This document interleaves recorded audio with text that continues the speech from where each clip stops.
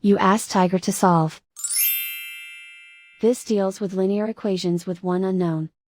The final result is h equals 55/18. Let's solve it step by step. Simplify the expression. Group like terms. Multiply the coefficients.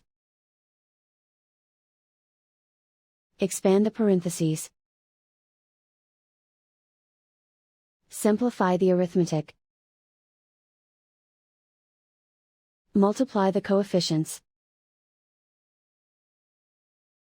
Group all constants on the right side of the equation. Subtract 135 from both sides.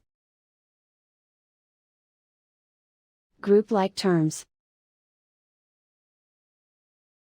Simplify the arithmetic.